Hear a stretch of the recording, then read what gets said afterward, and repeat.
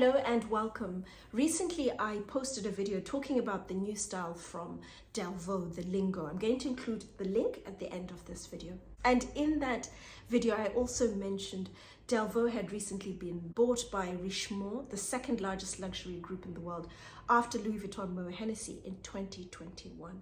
And as I've mentioned in previous videos, there are distinct advantages and disadvantages of being bought by a big luxury group. On the advantage side, a lot of money is pumped into raising the profile of your brand. Your products, they become a lot more visible, open possibly more stores, more concessions, as we're seeing with Delvaux, for example. But on the con side, you will find sometimes the groups will change the look and feel, the vibe of the brand, which takes away from what was the allure, the charm of the brand to begin with. And as I've said before, I sincerely hope Richemont doesn't do this to Delvaux, because it's a phenomenal brand as is. It just needs a little nudge in raising the profile, the visibility of their product. So I'm definitely going to be watching this space and seeing how things unfold for Delvaux. A couple of weeks ago, they had a pop-up in Harrods, and it was positioned outside door 6. And outside door 6 and door 9 are the two doors in Harrods where they typically have your pop-ups. And Harrods has about 11 or 12 doors to enter the store. Door 6 and door 9 benefit significantly from their position because they're overlooking the main road that Harrods is located on, Brompton Road, and there's always a lot of traffic on that road. And there's also a lot of footfall going up and down that road to and from Harrods and around Knightsbridge. The other advantage, specifically for door 6, is that it's right next to the tube station, where you have a lot of tourists coming in and out. Tourists, I would say, are the main shoppers in Harrods. You have a lot of tourists who come in to see what Harrods, what it's about, the wow factor and so forth. And they're buying typically your trinkets, small items, branded, Harrods branded items, and they're not the big hardcore spenders. The big spenders who come into Harrods are dropped off either door 4 or door 3. That's where the chauffeur-driven cars are able to drop off people and pick up. But unfortunately, they don't overlook the main road. Door 3, for example, is overlooking the staff entrance, and they don't have the space. Door 3, for example, is right next to the escalators. So it's unfortunate, but Harrods also spend a lot on marketing their products, their store, the layout, events, and so forth. So no doubt they would have sent out a lot of information to direct traffic to Delvaux. Delvaux also posted a lot on social media. I couldn't resist the appeal of the pom-poms, but I was really curious to see what they look like up close, but also how they were attached. And I paid a visit to the pop-up, started chatting with the assistants. Conversation very quickly turned to what next for Delvaux. We've already seen them open a concession in Harrods, the pop-up at that time. And what seemed the next best logical step, a collaboration. But who with? The sentiment? Cartier. But I thought Cartier is not the right brand for Delvaux to collaborate with in terms of the look and feel, the vibe. The target audiences of the two brands are very different. Delvaux would not benefit from what Cartier would bring to the table, for example. It just wouldn't be the right feel or the right audience. Within Richemont, there are 3 jewelry brands. You have Cartier, Cleef Arpels, and you have Buccellati. Buccellati is simply too small. It's a small family-run Italian jewelry brand that was bought by Richemont in 2019. Very similar to Delvaux in that their focus is also on quality and craftsmanship. But Buccellati is simply too small to offer any scale to Delvaux. And Delvaux is exactly the same. A union between the two of them wouldn't be of benefit because they couldn't benefit from the scale of the other. They're just too small, under the radar at the moment. They need a good 15, possibly 20 years to really raise their profile and be of benefit to another brand.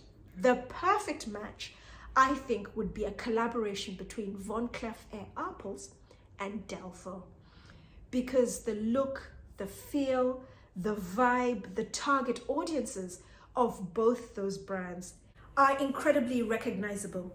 When you look at Cartier, I would say, I would be willing to actually put myself out on a limb and say, I think Cartier is the biggest revenue generator for Richemont. They're certainly the most recognizable of all the brands within the group. Cartier is geared towards a much younger audience, an audience that's hugely aspirational, an audience that's trend-led, an audience that demands your more funkier, your contemporary designs, your status pieces. Think, for example, the Love bracelet, which has unisex appeal. Cartier is very similar to Tiffany & Co. in that they have products for all budgets. Whether you are rich or poor, young or old, they have something for you within their fairly diverse array of products. Focuses very much on your gold pieces, and it's a brand that heavily markets. Cartier is the biggest branded jewelry brand in China. They are producing the most revenue. They're the most popular, the most profitable, and they're constantly under pressure to maintain the status quo. Once you've made a sale, you need to make sure you're still getting footfall back in the stores. And so you will find Cartier incredibly aggressively market the brand. They will employ, for example, ambassadors around the world that speak to the particular audience they're trying to target. One of their global ambassadors is a lady called Jisoo from Blackpink.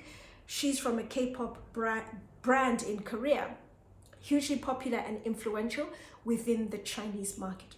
And what they do is, once they have aggressively marketed the products, their thinking is we're going to increase the footfall, and therefore they have significantly more stores and bigger stores than Von Cleef Arpels, for example. So you crank up the marketing, you have more stores and bigger stores to cater for the increased footfall that keeps coming into the stores. And what's also worth noting is the panther is quite a symbolic animal for Cartier. A lot of their designs revolve around the panther, for example. And the panther is symbolic and representative of how Cartier operates. It's fearless, it's strong, it's aggressive, it's a leader. It's incredibly calculated in its movement, just like Cartier is.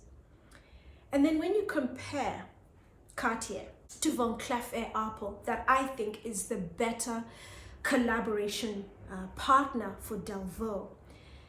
Von Cleef Arpels, it's a heritage brand that's focused on your more elegant, classic and mature designs. It's understated. The focus is very much on the details. But what's really worth noting and significant, and why I think Delvaux and Von Cleef Arpels are better matched, is they're both focused on exceptional craftsmanship and also using the very best quality materials. Whether it's leather for Delvaux or for Von Cleef Arpels, it's about using stunning precious stones. Think, for example, your diamonds. They have emeralds, rubies, but they also have, for example, agate, tiger's eye, malachite, onyx, mother of pearl, for example, producing exquisite pieces. Brand very much under the radar, like Delvaux, very little marketing. They don't believe in, for example, gifting celebrities or having ambassadors for the brand, because they feel that ages the pieces. It makes them trendy. Once an ambassador is out of vogue, the pieces they were pushing cease to be important and they age. Whereas if you have a brand where if you know, then people buy into the pieces. They're always buying into them. They never age. They're always there. Delvaux and also Von Cleef Arpels have a very strong royal following, and that in itself is incredibly telling. It's telling of the quality of their products, but also their stellar reputations. Royal members are incredibly discerning about brands they associate with, they wear, they carry. For example, you have the Queen of Spain, Queen Sofia, Princess Charlene of Monaco, who've all been known to carry numerous pieces. And we have our very own royal members here in the United Kingdom. The Queen Consort, who has the Alhambra bracelet and agate, for example, on rotation. She wears it often. She's also known to like pieces from the Snowflake collection. And then you have the Princess of Wales, who has worn Von Cleef Arpels to charity events and most recently the coronation concert. That is a massive indicator of the quality and the reputation of the brand. When you look at Von Cleef Arpels, their association is very much with nature, with flowers, with luck, the four-leaf clover, with magical elements like fairies, very sweet, gentle, kind little animals, all contributing to the positivity, the feel-good vibe of the brand. It's a brand that's elegant, the designs are classic, they're understated, the focus is on details. And to me, I don't think you could find a better match to collaborate with Delvaux. I'd love to hear your thoughts because I haven't heard of a collaboration. It was just after the conversation I had when I was visiting the pop-up at Delvaux, and it just got me thinking. Cartier is a no-no, but a match made in heaven, the perfect collaboration that's outstanding is between Van Cleef Arpels and Delvaux, because Van Cleef Arpels is an established enough heritage brand with the following to be able to help Delvaux raise its profile with the right audience in the right manner. Let me know your thoughts as always in the comments down below. To all my viewers and subscribers, thank you for watching. And if you haven't subscribed, please do. And I look forward to seeing you all again soon.